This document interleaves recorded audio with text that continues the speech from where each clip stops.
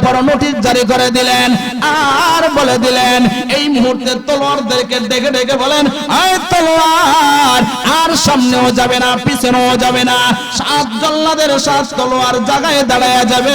ইতিহাসের পাতায় লেখেন ওই তলোয়ার গুলো শুধু দাঁড়ায় না, তলোয়ার যারা নিয়ে দাঁড়ানো আসছিল ওই জল্লাদ গুলো দাঁড়ায় গেলেন। শুধু তারাই নয়, এক জল্লাদ আরেক জল্লাদকে বলতে শুরু করলো আমার হাত লড়তেছে না, ব্যাপার কি? আরেকজন বললেন আমার তলোয়ার লড়ে না, ব্যাপারে কি? এমন কি বড় জল্লাদের জবানও বন্ধ হয়ে গেল। একজন কথা বলতে পারতেছে এরা কিন্তু হাত লড়াইতে পারে না, আর বড় জল্লাদে বলে তার জবান পর্যন্ত বন্ধ হয়ে গেছে। এইখানে কাজ কার? আল্লাহ।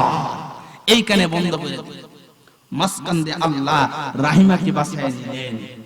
তাহলে ঈমানের সামনে ঈমান কঠিন মুহূর্তে ধৈর্য ধারণ করে থাকতে পারে, এটারে বলা হয় সবর। কোরআনের ভাষায় সবর, ধৈর্য ধারণ করা। এই সবর ইখতিয়ার অর্জন করতে পারলে, সবর ধৈর্য করতে পারলে খাঁটি মুমিন, খাঁটি আশিক রাসূল হওয়া যায়। তাহলে ঈমান বড় জিনিস, ঈমান জিনিসটা আসল। এরপরে ঈমানের পরে সব। ঈমান নাই আর বাকি আমল দিয়ে কি করবেন? ঈমান নাই আমল দিয়ে কোন লাভ আছে? ঈমান আগে লাগবে, তবে ঈমানের পরে আমলও লাগবে। আল্লাহর প্রতি ঈমান, রাসূলের প্রতি ভালোবাসা, আর আমল লাগবে। আমল হতে হবে বেদাত মুক্ত, বেজাল মুক্ত আমল হতে হবে, বেজাল মুক্ত মুহাব্বত হতে হবে, বেজাল মুক্ত ঈমান হতে হবে। 3 জিনিস যখন আপনি খাঁটি থাকবো, তখন আপনি যদি নামাজি না হইলো গুনাহগার হলো, কিন্তু আপনি মুমিন। নামাজি না হলো আপনি মুমিন, আপনি কি মুমিন। তবে নামাজ না পড়ার কারণে আপনি কঠোর ভয়াবহতা, আল্লাহ রাসূলের কঠোর দমকে আসছে, কিন্তু আপনার ঈমান শুদ্ধ থাকতে হবে, রাসূলের ভালোবাসা শুদ্ধ থাকতে হবে, আমল সহি থাকতে হবে। এই 3 জিনিসের মধ্যে ভেজাল থাকলে আপনি একবারে পাক্কা আমলদার হলেও কোনো লাভ নাই। এজন্য মনের ভিতরে 1 নম্বর কি শিরিক মুক্ত ঈমান। কি মুক্ত ঈমান? শিরিক মুক্ত ঈমান থাকতে হবে। ঈমানের মধ্যে শিরিক নামক জিনিস রাখা যাবে না। যা করেন যা না করেন সব কিছু আল্লাহ দেখে কিনা? আল্লাহ দেখেনি? আহায়, আগেকার জমানার নারীদের ঈমানের কথাটা বারবার আমার সামনে চলে আসছে। এইজন্য নারীদের এমন ঈমান ছিল, আর আমাদের ঈমান, আমাদের বর্তমান জমানার মহিলাদের দূরের কথা, আমাদের পুরুষ জাতি যারা আছে তাদের ঈমান তাদের সাথে মিলানো সম্ভব নয়। আল্লাহু আকবার। এই যে এদের ঈমান কি হালতটা ছিল, কি অবস্থা ছিল। ওমর রাদিয়াল্লাহু তাআলা রাস্তা দিয়ে হাঁটা যায়, এমনি শুনতাছে, হঠাৎ দেখা যায় এক মহিলা মা তার মেয়েকে বলছেন, বারবার বলতাছে, মা তার মেয়েকে বলতাছে, এই মা দুধের মধ্যে পানি দাও। এই মা বোনেরা আপনারা শুনেন, ঈমানটা শুদ্ধ করেন, ঈমান পরিষ্কার করেন। ঈমান আপনার বিশুদ্ধ ঈমান ছাড়া কবরে হোক যেখানে হোক জান্নাতে যাইতে পারবেন না। আর যাই হোক, ওমর রাদিয়াল্লাহু তাআলা রাস্তা দিয়ে হাঁটা যায়, শুনতে পাচ্ছেন, শুনতেছে। এই অবস্থার মধ্যে মা তার মেয়েকে বলতেছে, মা দুধের মধ্যে পানি দাও, বাড়ায় দাও। এই অবস্থার মধ্যে বাড়ায় দিলে আগামীকাল দুনকিপাড়া বাজারে 1 কেজি দুধ 2 কেজি বানায় বিক্রি করা যাবে। 60 টাকা কেজি হলে 120 টাকা বিক্রি হবে, লাভবান আরো 60 টাকা হয়ে যাবে। তো চিন্তা করলো, মেয়ে জবাব দিল, মা দুধে পানি দিব? হযরত ওমর তো বলছেন এই দুধে পানি দেওয়া নিষেধ, কোরআনের বিধান নিষেধ। মা জবাব দিলেন, তোমার ওমর কি শুনতেছে? ওমর তো সংসদ ভবনে বসা, এই দেখে শুনে মা জবাব দিলেন, হ্যাঁ মেয়ে জবাব দিলেন, মা। মেয়ে মনে করেন 13 বছরের 14 বছর বয়সের, এই হালতে, হ্যাঁ কিছুক্ষণের ভিতরে অনেক কিছুক্ষণের ভিতরে কিছুক্ষণের দিত নরসিংদী জামাকে আবার এই মাহফিল দুরু মেগাটা।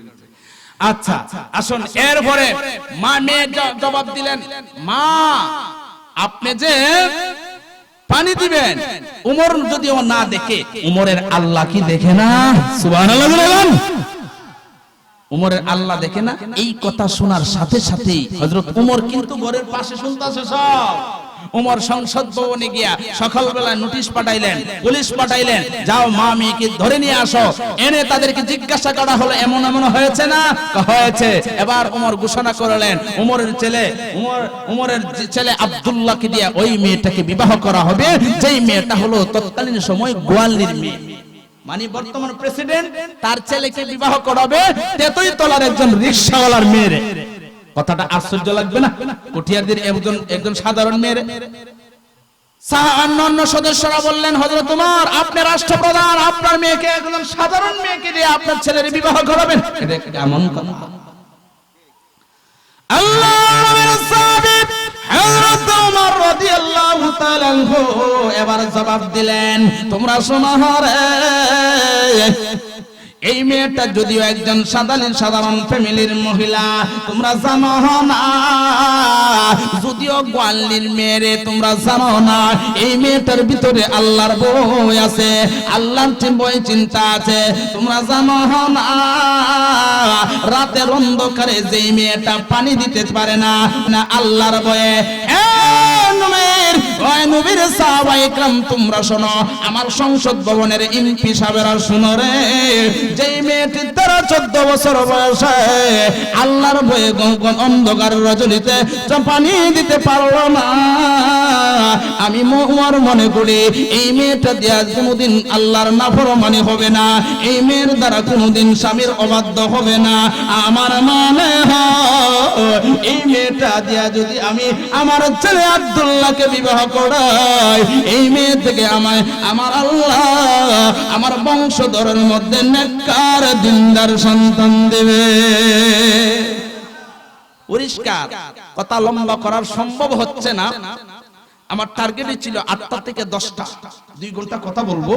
তারপরে আরেকটা জায়গায় আমি 12টার আগে পৌঁছতে হবো, তার মানে 11:30টার ভিতরে আমি নরসিংদী মনোহর দিকে আরেকটা মাহফিলে, এখানে এই যে বারবার দেখতেছেন না ফোন দিতেছে, ওই টাইমে যাবো ইনশাআল্লাহ।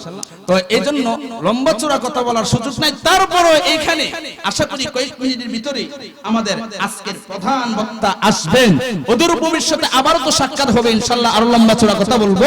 ওই দিন শুধু একটা প্রোগ্রাম হয়। তো আপনাদের আজকের এই কথার ভিতরে চমৎকার একটা বিষয় পাইলাম, একজন মেয়ের ভিতরে যখন আল্লাহর ভয় থাকে, যে দুধের মধ্যে পানি দিতে পারে না আল্লাহর ভয়ে, তাহলে এই মেয়েটা কিভাবে আল্লাহর নাফরমানি করবে, কিভাবে স্বামীর অবাধ্য হবে, এখান থেকে প্রমাণ হয়। এই জন্য ইতিহাস প্রমাণ করে ওমর ইবনে আব্দুল আজিজ দ্বিতীয় ওমর যাকে বলা হয়, এই মেয়ের গর্ভ থেকে আসছেন, এই বংশধারা থেকে আসছেন, মা গুণে সন্তান হয়। এই জন্য মা যদি ভালো হয় সন্তানও ভালো হয়ে যায়। সন্তানও কি হয়ে যায়? মা গুণে সন্তান হয়। এই জন্য মা যদি ভালো হয় সন্তানও ভালো হবে, মা যদি ভালো না হয় সন্তানও তার আসর পায়। এই জন্য যে খাজা মঈনুদ্দিন চিশতি রাহমাতুল্লাহ আলাইহি, প্রায় সময় আমি কথাটা বলি, অনেক জায়গায় বলছি, আর আজকেও স্মরণ করায় দিই আপনাদেরকে, মঈনুদ্দিন চিশতি রাহমাতুল্লাহ আলাইহি মা গুণে সন্তান হয়েছে। এই পর্যন্ত আমরা শুনতে পাই নবীদের দরজা বন্ধ, নবীদের দরজা বন্ধ, কিন্তু উলিদের দরজা বন্ধ হয় নাই। উলিদের দরজা বন্ধ হয় নাই, নবীদের দরজা বন্ধ। এখানে একটা জিনিস বোঝা দরকার, নবীদের দরজা বন্ধ, উলিদের দরজা বন্ধ নয়। খাজা মঈনুদ্দিন চিশতি রাহমাতুল্লাহ আলাইহির হিস্টরি পড়ি, খাজা মঈনুদ্দিন চিশতির কথা জানি, কিন্তু এই মঈনুদ্দিন এখনো হওয়া বন্ধ নয়, এখনো হতে পারবে, তবে মা গুণের সন্তান। মা এই মঈনুদ্দিন চিশতি রাহমাতুল্লাহ আলাইহি তার কিতাব, তার ইতিহাসে লেখেন, মঈনুদ্দিন চিশতি রাহমাতুল্লাহ আলাইহি একদিন হাসতেছে, মা প্রশ্ন করে, বাবা তুমি হাসো কেন, হাসার কারণটা কি? মঈনুদ্দিন চিশতি রাহমাতুল্লাহ আলাইহি জবাব দিলেন, মা আসার কারণ হলো আজকে আমার হাতে 70,000 অথবা 70 লাখ হোক বা 70 জনই হোক, মতান্তরে কম বেশি যাই হোক, আমার হাতে আজকে কালিমা পড়ে মুসলমান হয়েছে বেঈমানরা। মা বলেন, এই কৃতত্ব, এই যে কাজটা, এটা তুমি মঈনুদ্দিনের নয়, আমি মার। কিভাবে? আল্লাহর মঈনুদ্দিন চিশতি রাহমাতুল্লাহ আলাইহির মা জবাব দিলেন, বাবা মঈনুদ্দিন, বাবা জানেন এই কৃতিত্ব আমি মার, তুমি কেমনে শুনতে চাও? মঈনুদ্দিন চিশতি রাহমাতুল্লাহ আলাইহি এবার প্রশ্ন করলেন, মা আমি জানতে চাই আল্লাহর ওলি মঈনুদ্দিন চিশতি রাহমাতুল্লাহ আলাইহি মা জবাব দিলেন, বাবা মঈনুদ্দিন, তুমি যখন আমার পেটে ধারণ করেছিলে 10 মাস 10 দিন যখন পেটে ছিলে রে বাবা মঈনুদ্দিন, আমি মার কতটুকু পরিমাণ পরহেজগারিতা ছিল তুমি জানো না। আমি ওই হালতের অবস্থা আমার কি ছিল জানো না। শুধু একটা বর্ণনা দিয়ে দে, তুমি যখন পৃথিবীর বুকে ভূমিষ্ঠ হলে যখন চলে আসলে ওই সময় বাবা মঈনুদ্দিন তোমাকে যখন 2.5 বছর দুধ পান করাইতেছিলাম, এমন একটা দিন আমার যায় নাই যে তোমাকে নাফাক অবস্থায় দুধ পান করায়। আল্লাহর নির্ধারিত দিন ছাড়া আমি মা প্রতিটা মুহূর্তে মুহূর্তে যখনই তোমাকে দুধ পান করানোর প্রয়োজন হয়তো আমি মা উযু করে মাঝে মাঝে সুযোগ হলে 2 রাকাত নামাজ পড়ে, আর যদি সুযোগ না হয় আমি উযু করে তুমি সন্তানের মুখে আমি পান করা দাও।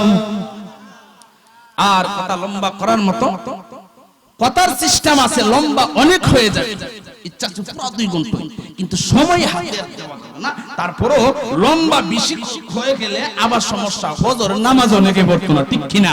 তারপরে তো 8টা বাজে স্টেজে আসলাম, এখন 10টা প্রায় 2 মিনিট কম, প্রায় 2 ঘন্টা।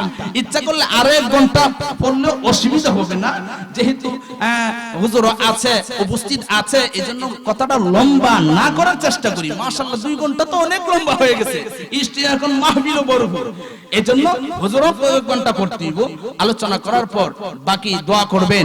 আমার ইচ্ছা ছিল আমিও আপনাদের সাথে দোয়াতে শরীক হব, কিন্তু এখান থেকে যাওয়ার পর আমি আরেকটা প্রোগ্রাম আজকেই রাত 11:30 বাজে গিয়ে ইনশাআল্লাহ চেষ্টা করব, নূরসন্দিতে করব।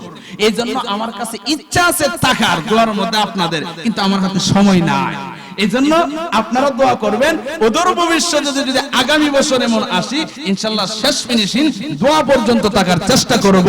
এই যে মোটামুটি 2 ঘন্টার মতন হয়ে গেছে, এর ভিতরে আমরা কি পাইলাম? মাঝখান দিয়ে হুজুর এখন আসতেছে, আসার ভিতর দিয়ে আমরা কি জিনিসটা পাইলাম এটা আগে দেখি। 1 নম্বর আমরা একটা জিনিস পাইলাম, এটা হলো আজকে আমরা 4টা ইবাদত পাইছি এমন যেইগুলো শুধু চেয়ে দেখতেই সওয়াব হয়। 1 নম্বর হলো যুবকরা মার চেহারার দিকে তাকায় থাকবা, হ্যাঁ যুবতীরা মার চেহারার দিকে তাকায় থাকবা, বাবার চেহারার দিকে তাকায় থাকবা। মা বাবা ওরা কোন সময় সন্তানের জন্য দোয়া করতে হয় না, দোয়া অনিচ্ছায় আসতে হয়। আমরা কথাটা মনোযোগ দিয়ে শুনি, হুজুর কিন্তু আয়েশা বলতেছে, হ্যাঁ কিছুক্ষণের ভিতরে হুজুর স্টেজে আসতেছে। আমরা এই পয়েন্ট আকারে কথাগুলি একবারে সিরিয়াল করে আমরা প্যাকেটের মতন হাতে করে কথাগুলি নিয়ে যাই, আগামী কাল যাতে আমল করতে পারি। 1 নম্বর মার চেহারা